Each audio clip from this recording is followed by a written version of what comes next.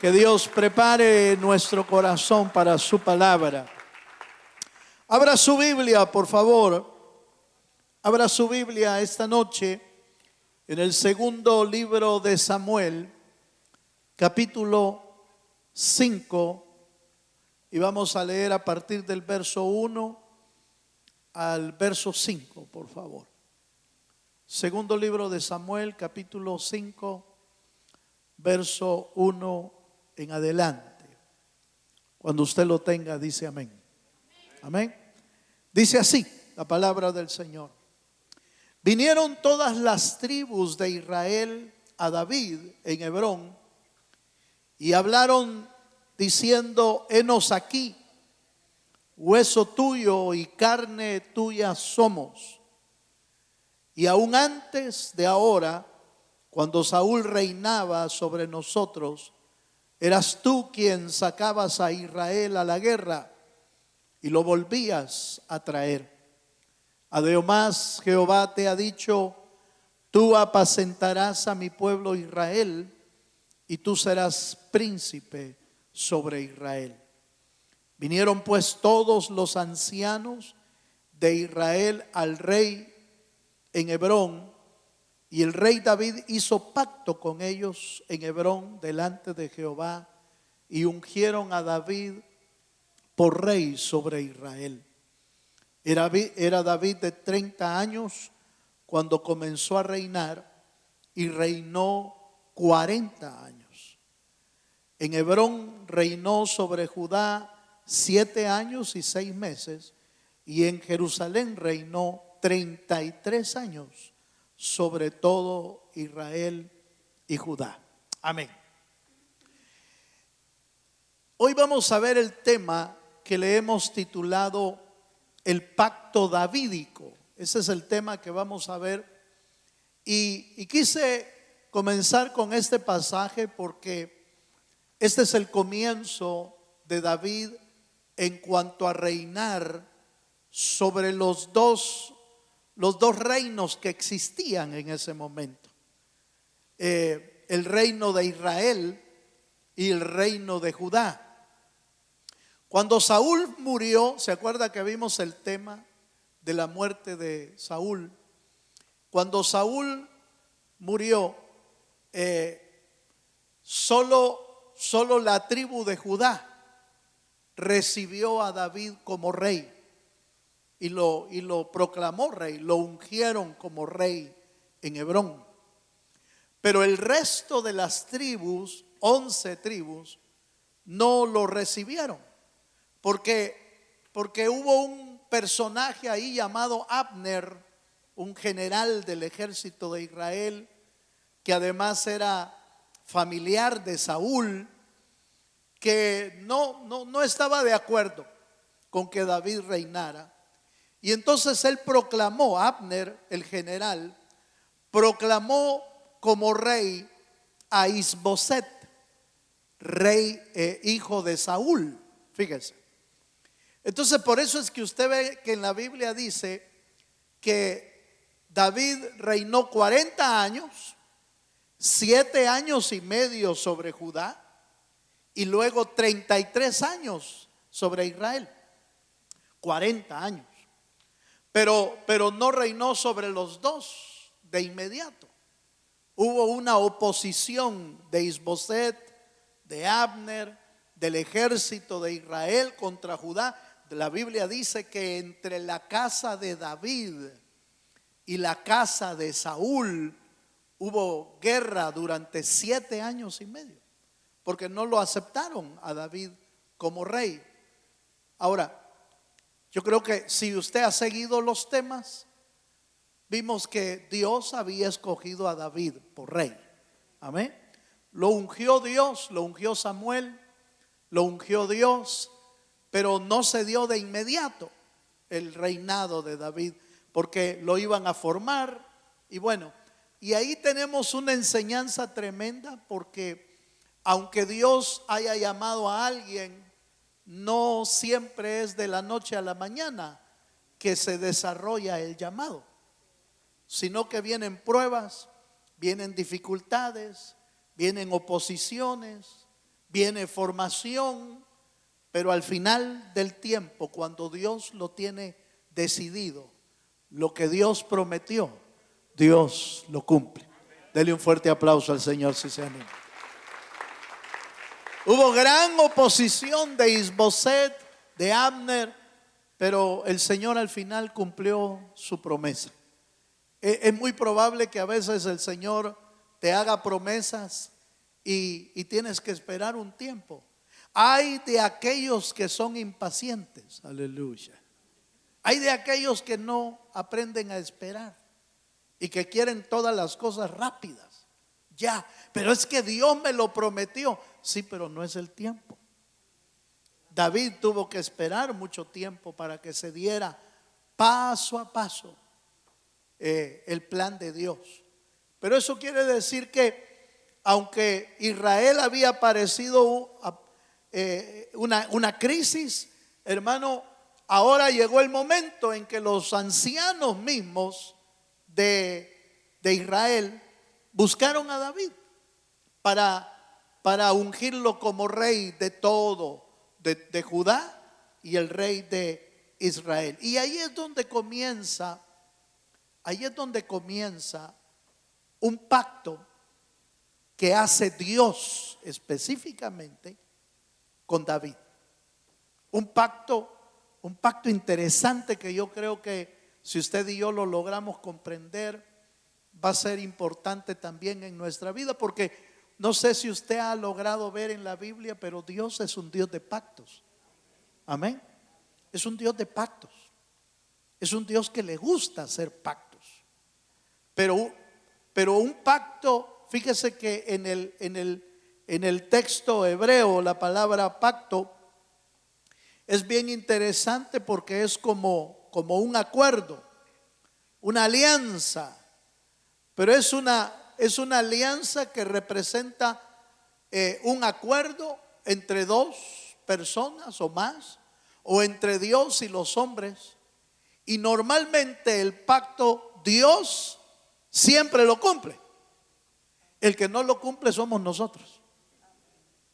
Nosotros somos los que fallamos siempre.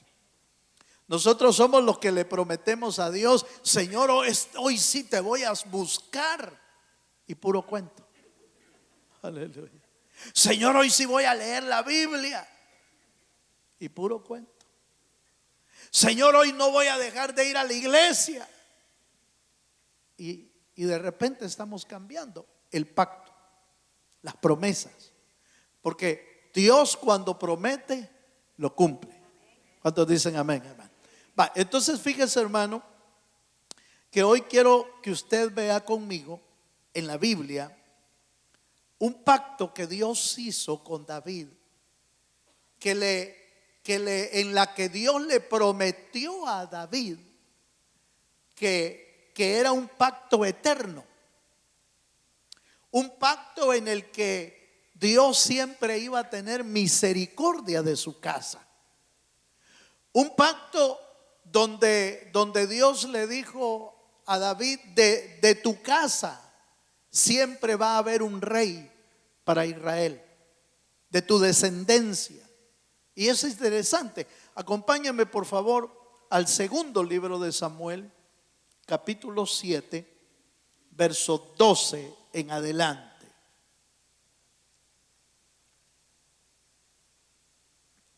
Segundo libro de Samuel, capítulo 7, verso 12. Aleluya. ¿Lo tiene, hermano? Mire lo que dice ahí. Está hablándole Dios a David en la promesa, en el pacto.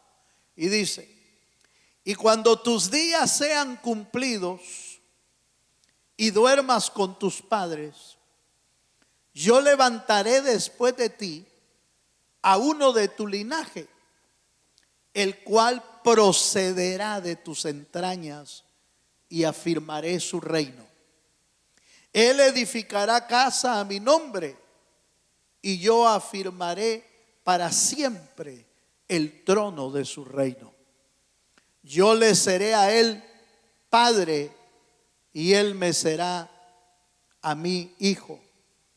Y si él hiciere mal, yo le castigaré con varas de hombres y con azotes de hijos de hombres. Pero mi misericordia, oiga, no se apartará de él como la aparté de Saúl, al cual quité de delante de ti. Y será afirmada tu casa y tu reino para siempre delante de tu rostro. Y tu trono será estable eternamente. Conforme a todas estas palabras y conforme a toda esta visión, así habló Natán a David. Amén. Era una palabra de Dios que fue traída por el profeta Natán a David.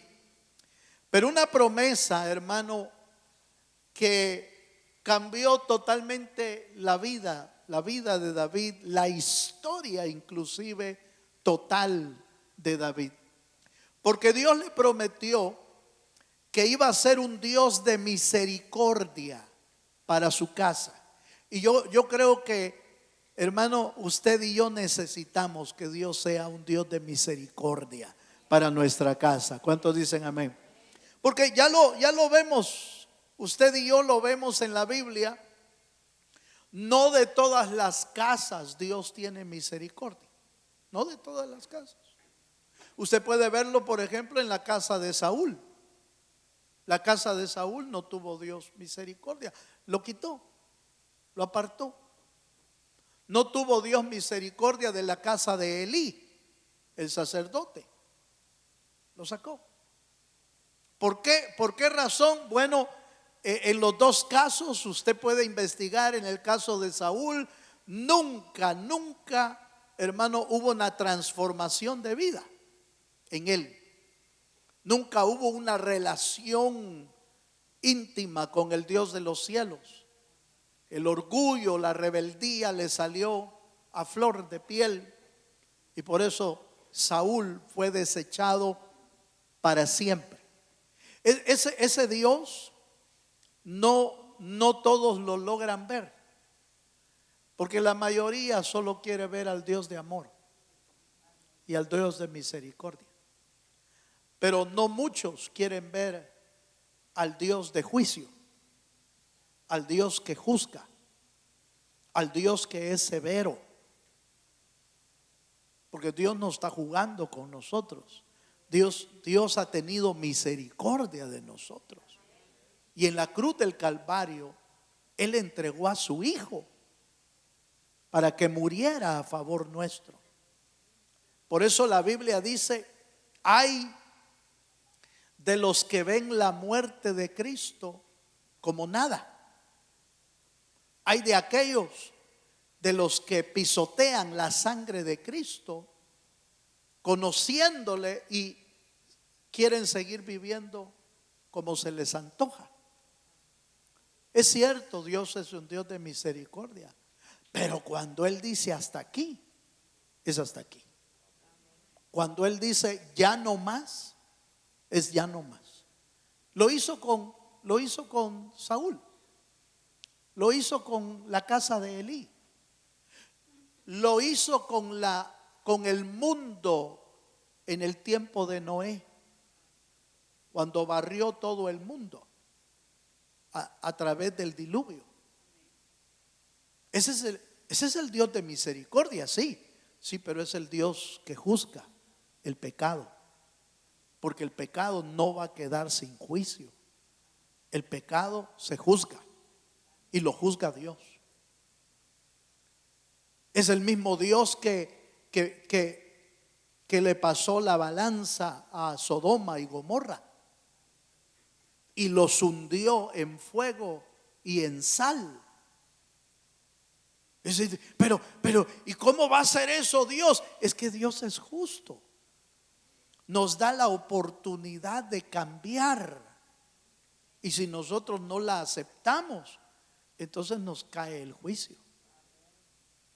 Porque Dios es justo. Nos da esa oportunidad. Ahora, en este pacto davídico hay varios elementos que son muy importantes.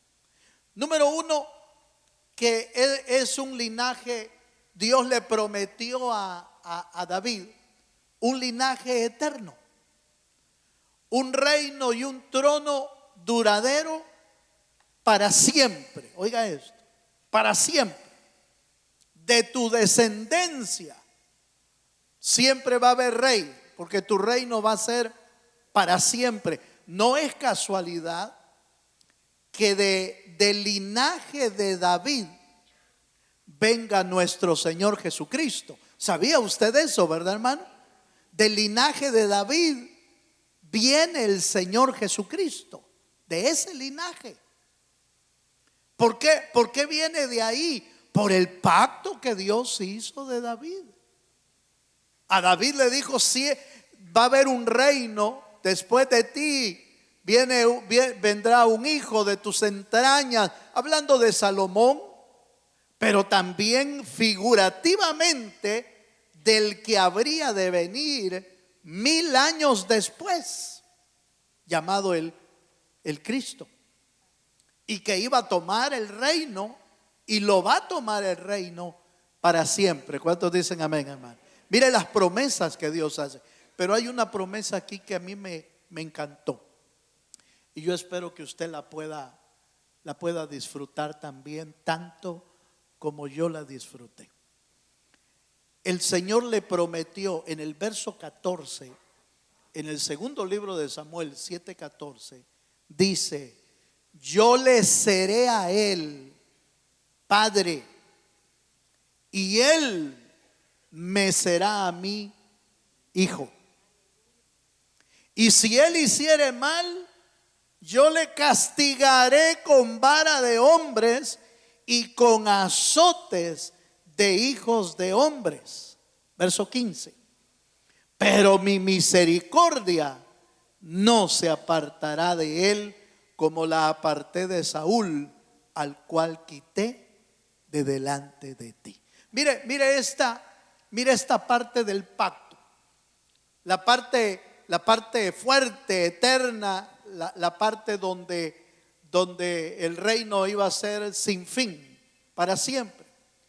Pero le promete, en el pacto davídico, le prometió Dios a David una relación tan personal como la de un padre y la de un hijo. Aquí tenemos grandes problemas nosotros. ¿Sabe por qué? Porque el ser humano tiene esa relación no siempre de manera adecuada. Nosotros, como seres humanos, hemos tenido relaciones con el papá o con la mamá, no siempre la mejor. Bueno, de hecho, algunos de nosotros ni crecimos con el papá, ni crecimos con él. Pero eso no es culpa de Dios. Eso es culpa de la dureza del ser humano, que no toma una cabeza real, una cabeza adecuada. Y entonces los hogares y las familias se desintegran, se deshacen. Pero no es que Dios lo formó así, porque Dios creó un varón y una mujer, Adán y Eva, y los había creado para que fueran eternos en el huerto del Edén. Pero Adán y Eva pecaron y rompieron lo perfecto que Dios había hecho, lo rompieron en su vida. Me estoy dando a entender, hermano. Pero mire, en este pacto davídico,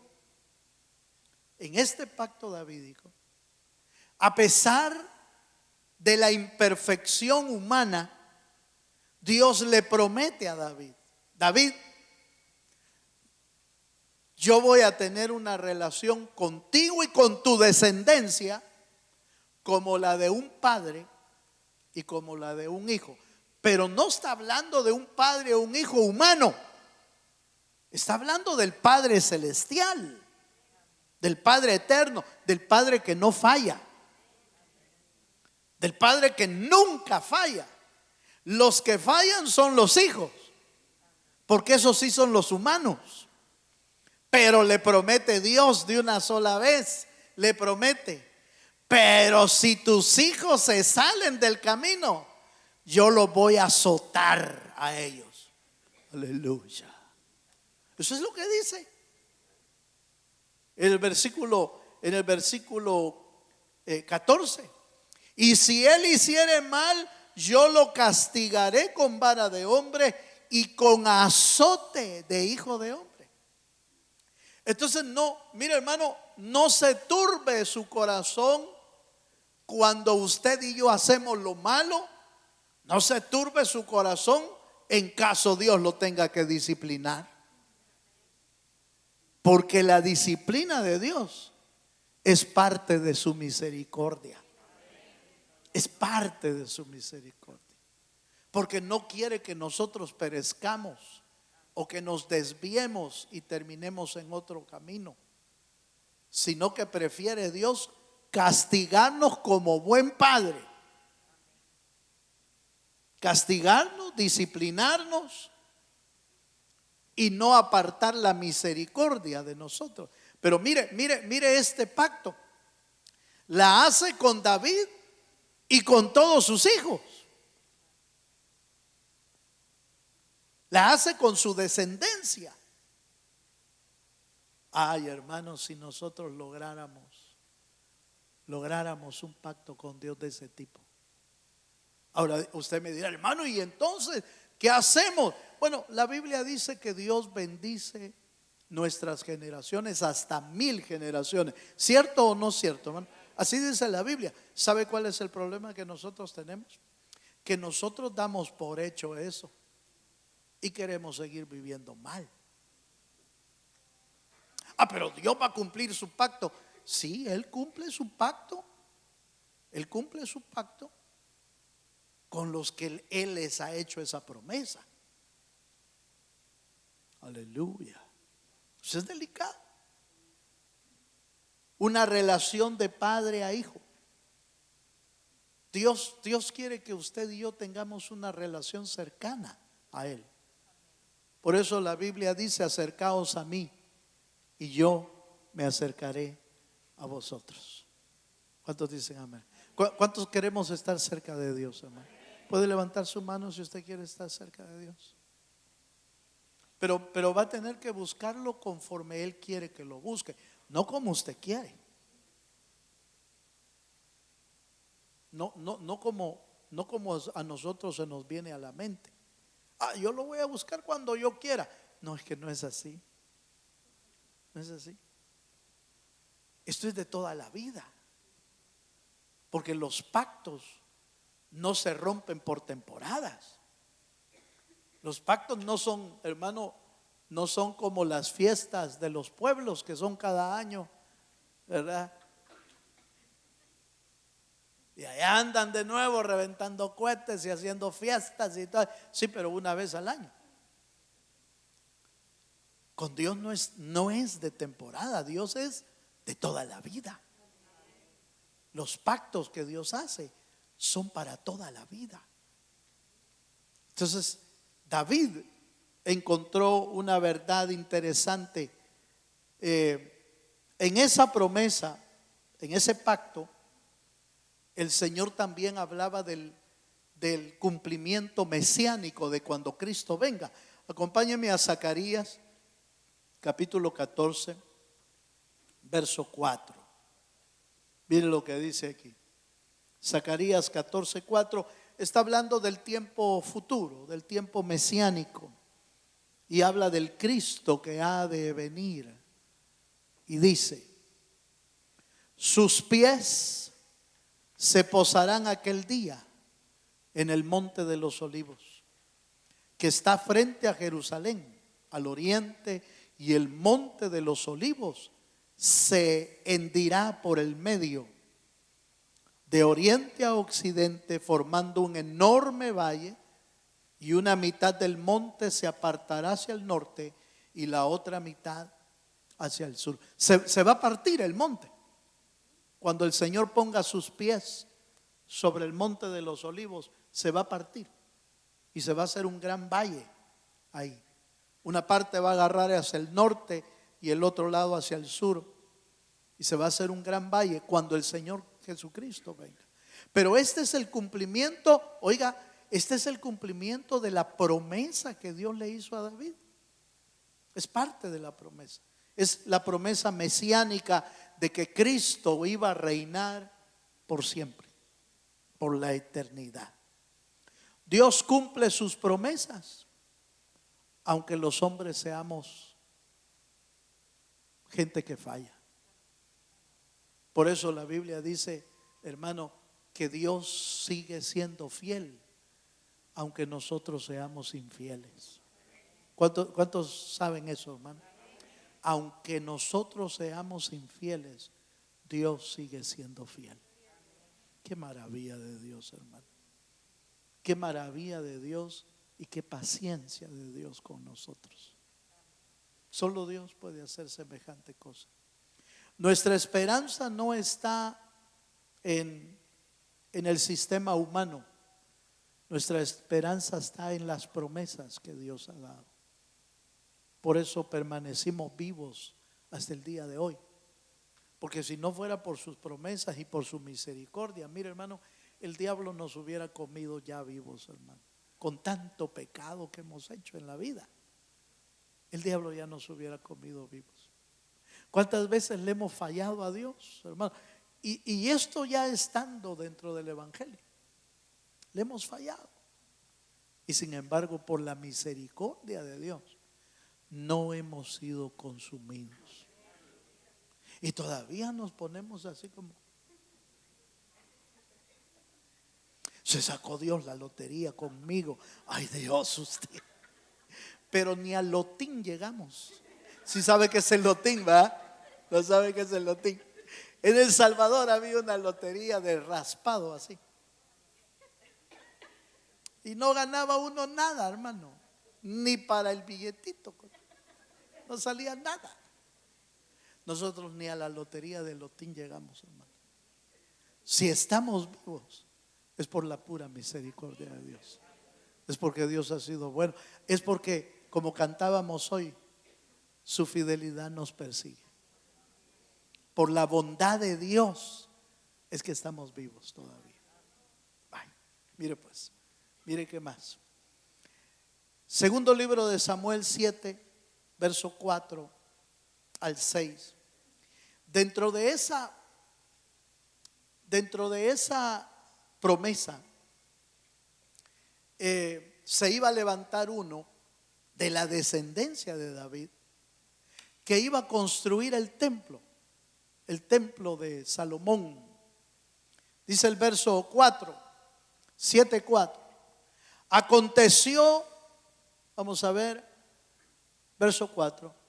Aconteció aquella noche que vino palabra de Jehová a Natán diciendo: ve y di a mi siervo David, así ha dicho Jehová, ¿tú me has de edificar casa en que yo more? Verso 6. Ciertamente no he habitado en casas desde el día en que saqué a los hijos de Israel de Egipto hasta hoy, sino que he andado en tienda y en tabernáculo. Dejémoslo hasta ahí. Fíjese que una de las cosas que más agradó a Dios es el corazón de David de honrarlo a él, al Señor. Porque el arca del pacto había estado, hermano, fuera del tabernáculo y fuera del templo por más de 70 años. Desde cuando los filisteos se la llevaron secuestrada, desde el tiempo de Elí. Se llevaron secuestrada el arca. Y el arca estuvo aquí en un lugar, después en otro lugar, después en otro lugar. 70 años. Y 70 años nadie se preocupó por el arca del pacto. Nadie. Nadie preguntó: ¿y dónde está el arca del pacto? ¿Y por qué no la vamos a traer? Y el arca del pacto debe de estar aquí con nosotros. Y vamos a traerla. No, nadie. Hasta que apareció David. Cuando David supo dónde estaba el arca del pacto, dijo: no es correcto, no es justo. No es justo que nosotros tengamos casas, tengamos palacios, tengamos esto, y el arca del pacto viviendo en el exilio. No es justo, dijo. Y entonces él pensó en construirle una casa a Dios. ¿Será que Dios estaba interesado en una casa, hermano? Dios, el dueño del universo, el dueño de todo lo que existe, ¿estaría interesado en que lo metieran en una casa? No. Pero el corazón de David de honrarlo a él es lo que quebró el corazón de Dios. Entonces, oiga lo que voy a decir, hermano. Los hombres y las mujeres con las que Dios hace pactos es la gente que lo quiere honrar. El que tenga entendimiento, que entienda. El que tenga oídos para oír, que oiga. Con los que Dios hace pactos es con la gente a la que le ve el corazón, que quiere honrarlo a él. No estoy hablando de que le vaya a construir una casa. No estoy hablando de eso. Cada uno puede honrarlo de diferentes maneras. Pero David, ¿se acuerda cómo lo honró? Mire, lo honraba cada vez que agarraba un arpa, lo honraba. Bajaban, hermano, canciones. Se inspiraba en Dios para cantarle. Le cantaba del cielo, del firmamento, de las estrellas, de lo hermoso de la tierra. Le cantaba de la corona de vida del hombre. Le cantaba de la pobreza del hombre. Le cantaba de los animales del mar que cantaban y alababan. Le cantaba de los ángeles que se unían en la canción. Y hermano, se inspiraba en todo lo que veía y en lo que no veía. Se inspiraba David. Y le cantaba y le honraba. Y por eso la Biblia dice que el Señor le dio el nombre del dulce cantor de Israel. ¿Cuántos dicen amén, hermano? ¿Qué tal si nos animáramos a hacerle una canción a Dios, hermano? Ay, Dios, hermano, si ni cantar puedo. No, pero es que Dios va a ver su corazón, ¿verdad?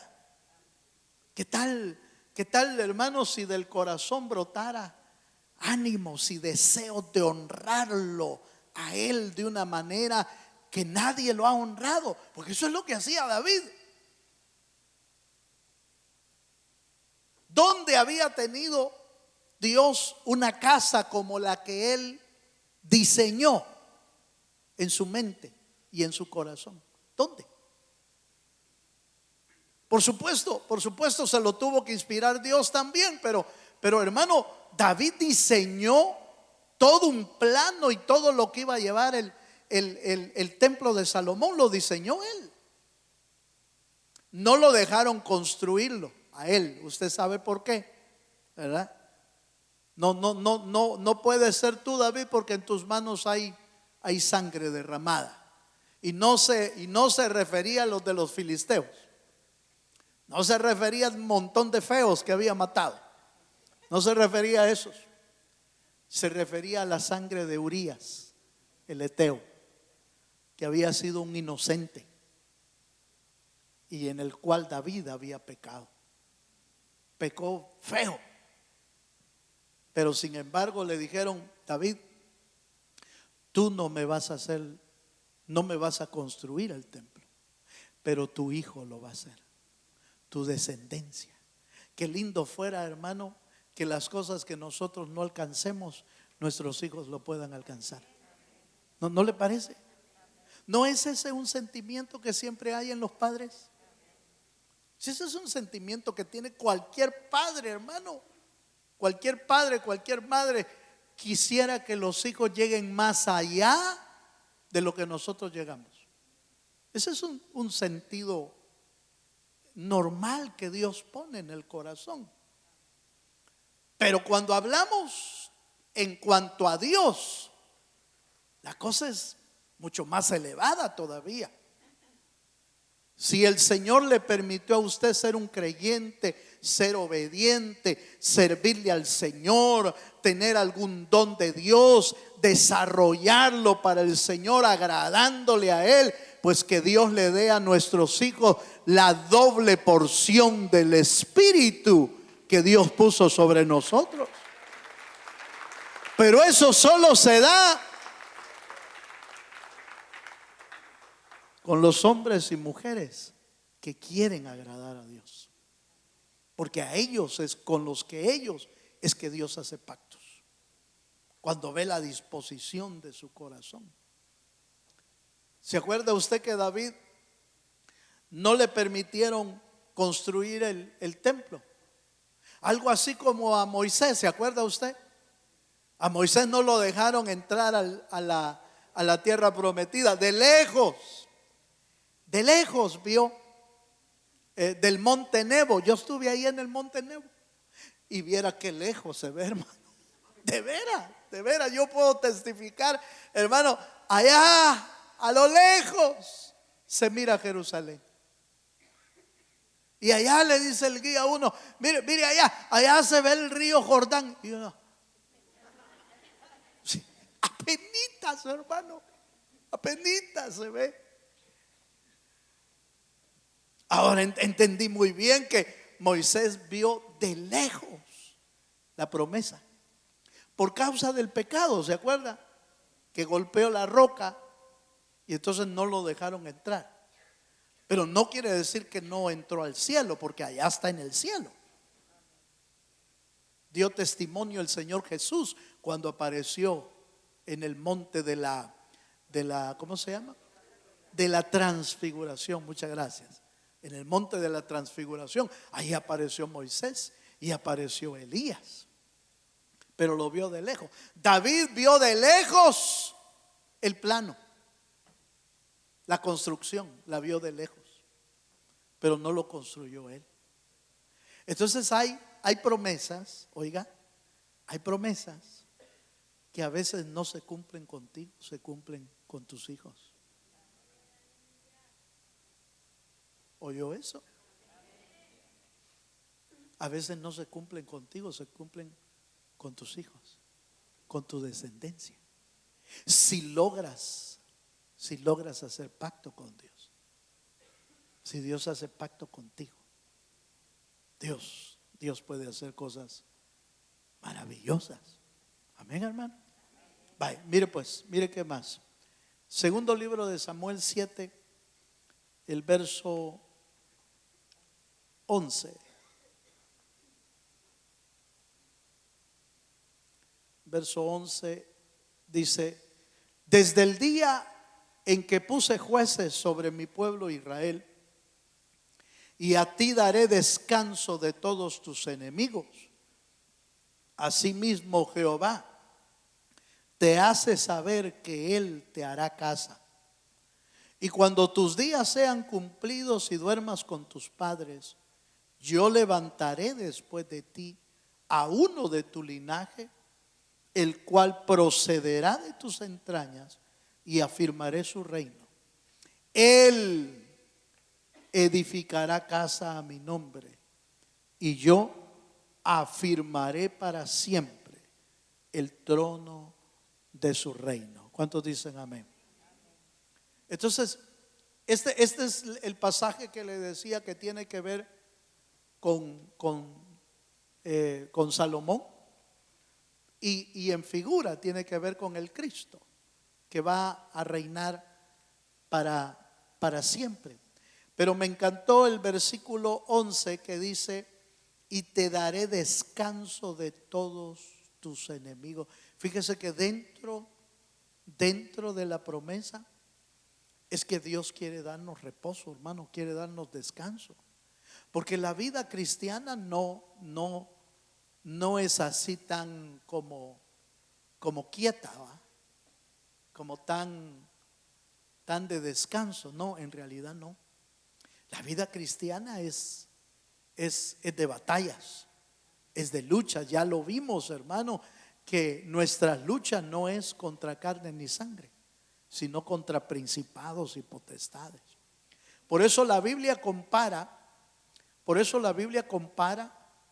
la vida cristiana como una batalla, como una carrera y como una siembra. Hay tres figuras ahí. Una batalla. Por eso Pablo le dice a Timoteo: tú sufres penalidades como buen soldado de Cristo. Como un atleta que va corriendo la carrera, y como el labrador que siembra y que espera con paciencia el fruto de la tierra. Ahí hay tres figuras. Pero si nos quedamos con la del soldado,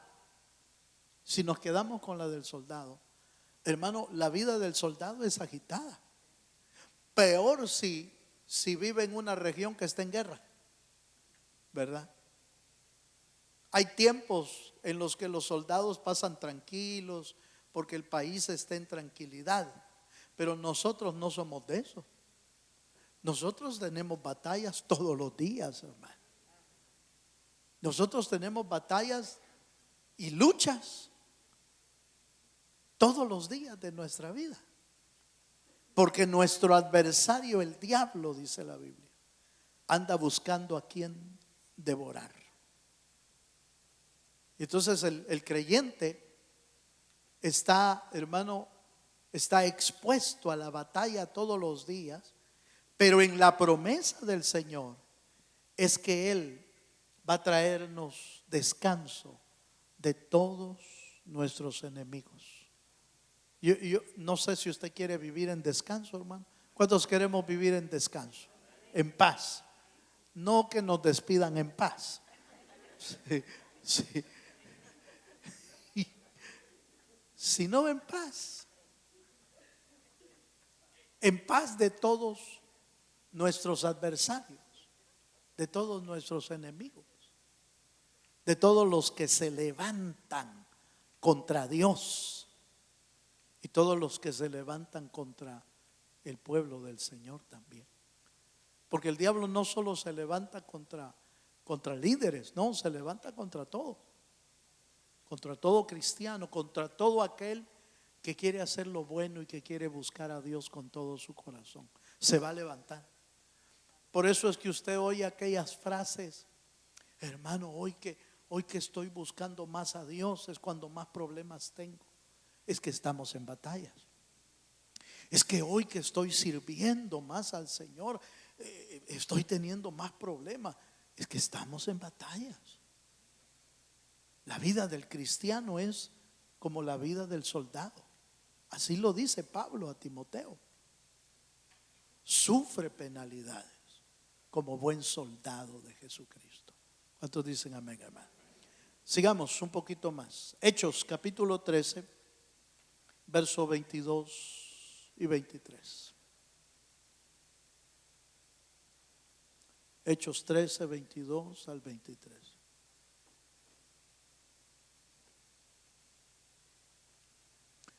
Hablando de lo que había pasado con Saúl, dice: quitado hablando de Saúl, quitado les levantó por rey a David,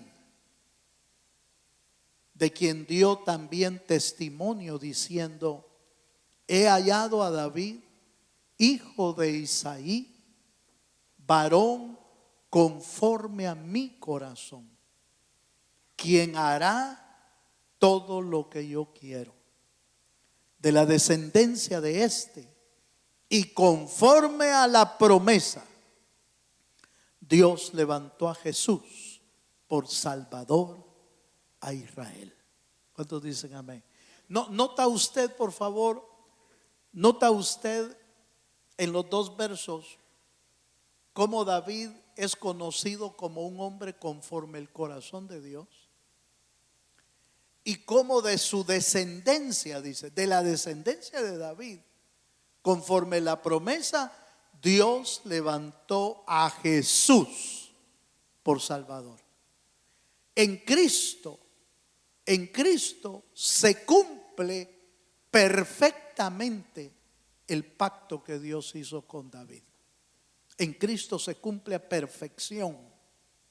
Después de Cristo ya no hay otro hijo de David, ya no hay. Después de Cristo no hay otro rey, solo Cristo es el rey. Pero esa era parte de la promesa que le dieron a David.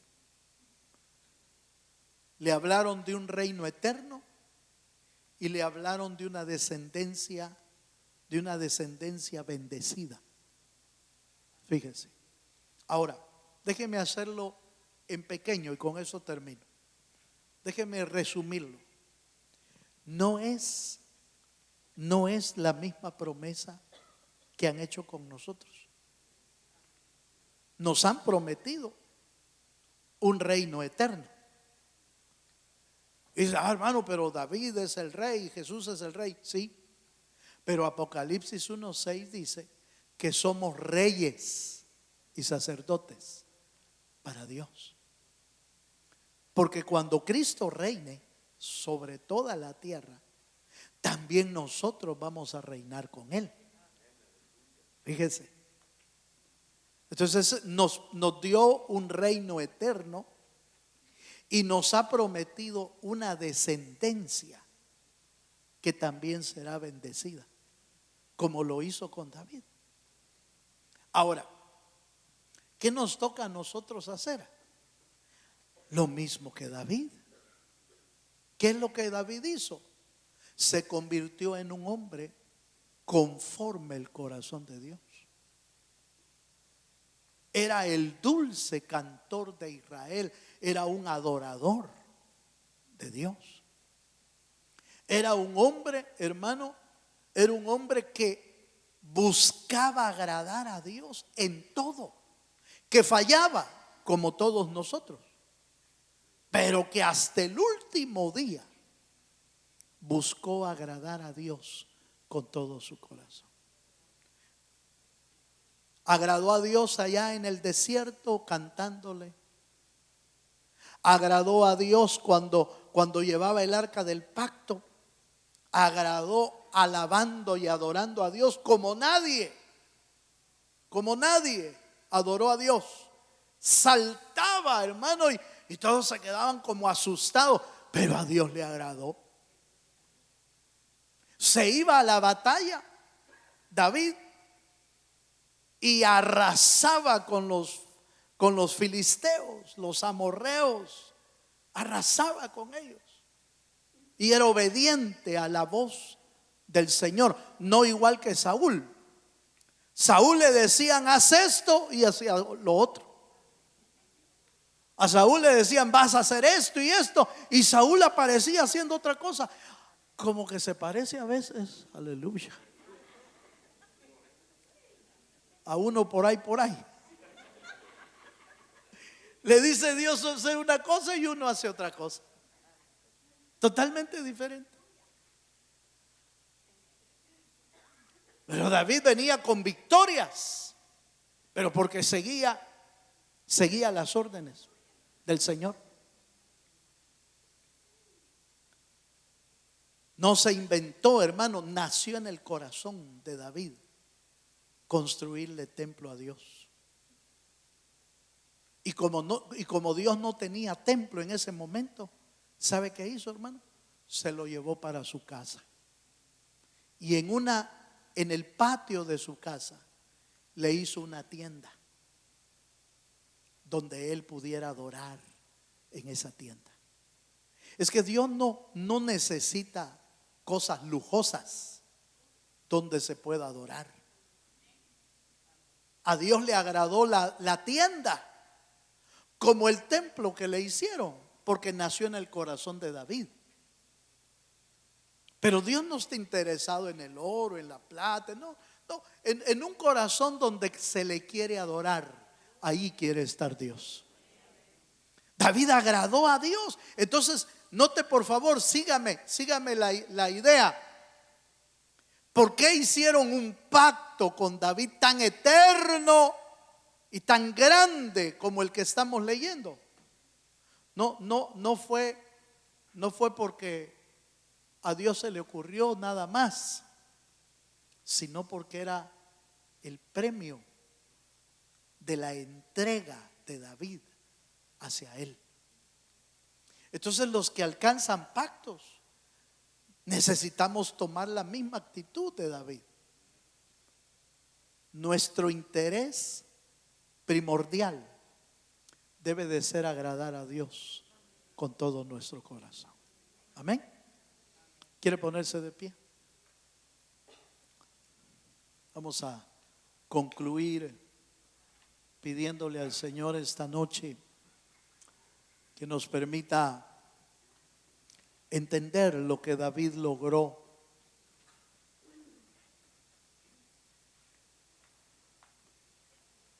Logró agradar a Dios y Dios lo bendijo de una manera sobrenatural. Que Dios pueda bendecirnos a nosotros.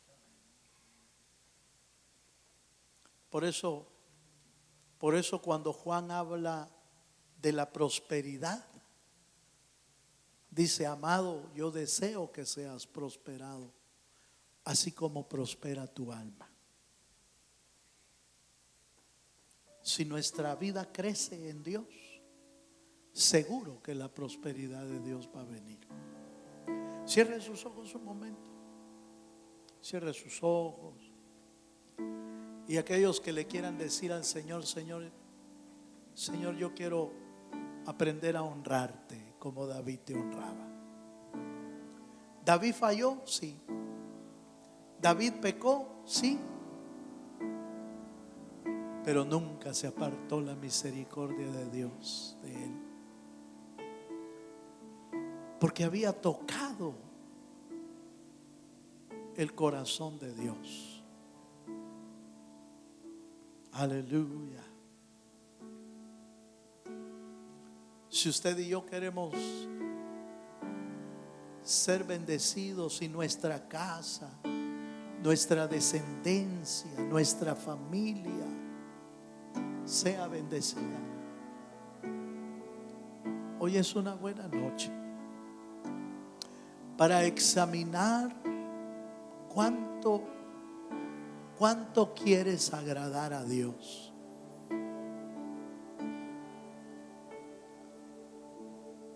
¿Cuánto es prioridad de tu vida agradar a Dios? ¿O solo vamos pasándola?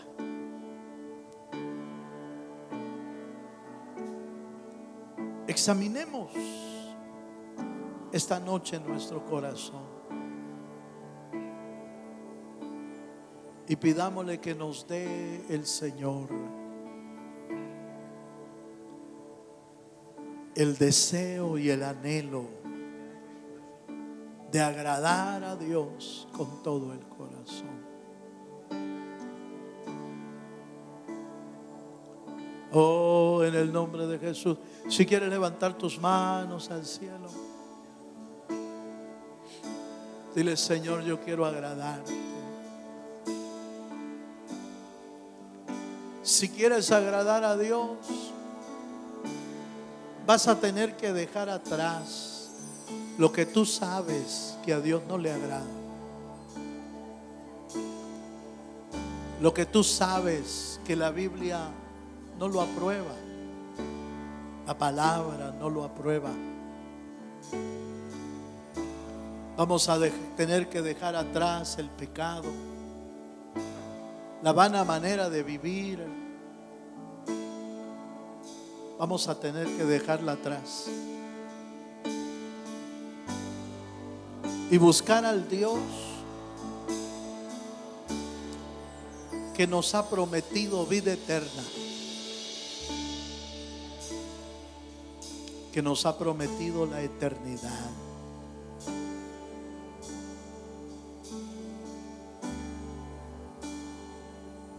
Aleluya. Oh, sí, Señor Jesús. Sí, Señor Jesús. Levanta tu corazón un momento.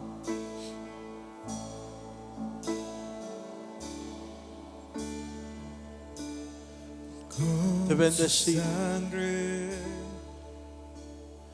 Nos ha redimido para nuestro Dios.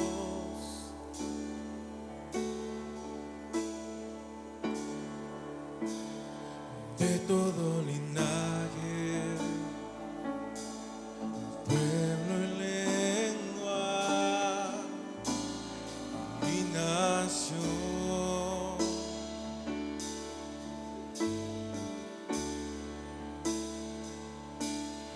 Nos has hecho reyes y sacerdotes para nuestro Dios.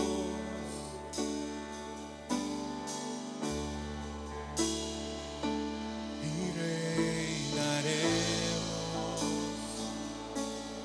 sobre la tierra. Gloria al Cordero de Dios. Exalta al Cordero de gloria.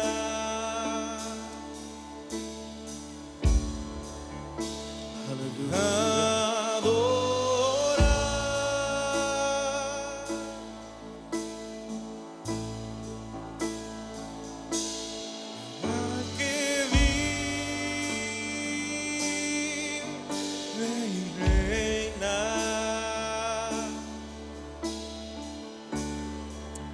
Hable con Dios esta noche. Cada uno acerquémonos a Dios como nuestro Padre. Al Dios Santísimo, Padre eterno, Hablemos con Él. Cordero, Comprometámonos con Él para buscarle, sangre, para adorarle al Señor. redimido para nuestro Dios. Sí, Jesús. De todo linaje, pueblo, lengua y nación. Sí, Señor Jesús. Nos has hecho reyes, En el nombre de Jesús. sacerdotes, Padre, para pon en nuestro corazón Dios. esta noche ese anhelo, ese deseo Y de buscarte, de buscar tu presencia, tierra, de buscar tu misericordia. gloria al Cordero. Aleluya. En el nombre de Jesús.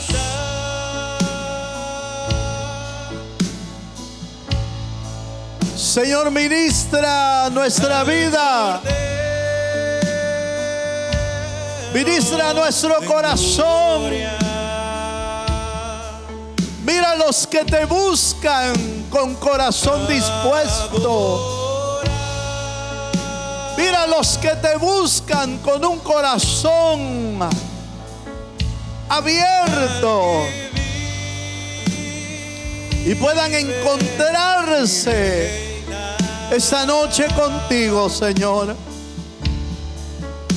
Acércanos a tu presencia. Acércanos a tu presencia, Señor. En el nombre de Jesús. Oh, sí, Señor.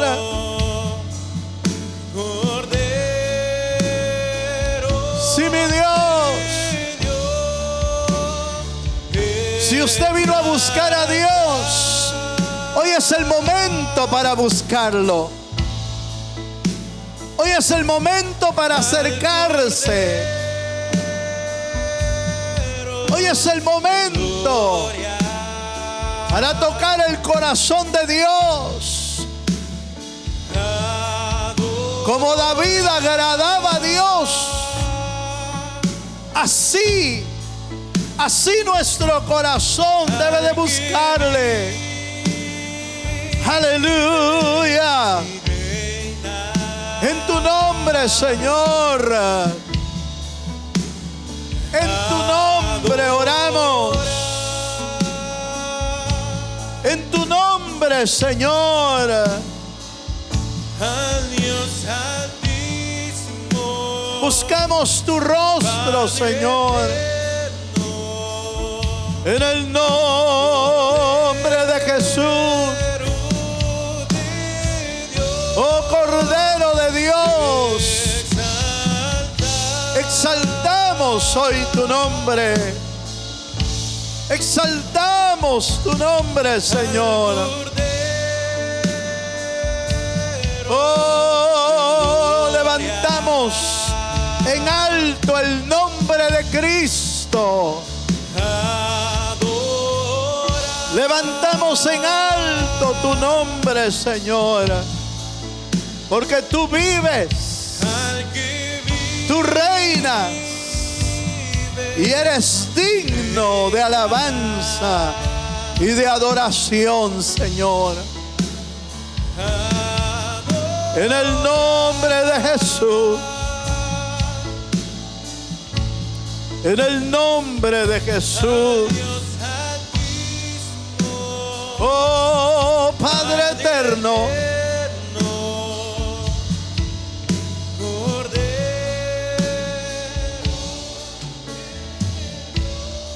¿Quieres levantar un momento tus manos al Señor y decirle: Señor, Señor, como un padre te busco, como un padre, Señor, quiero honrarte, como un padre quiero bendecirte, aunque la experiencia que hayas tenido en la tierra no haya sido buena, Dios quiere restaurar esa relación de padre e hijos. Pero es una restauración celestial. Porque los padres humanos te hemos podido fallar, pero el Dios Padre que está en el cielo, Él no falla y Él no te fallará nunca.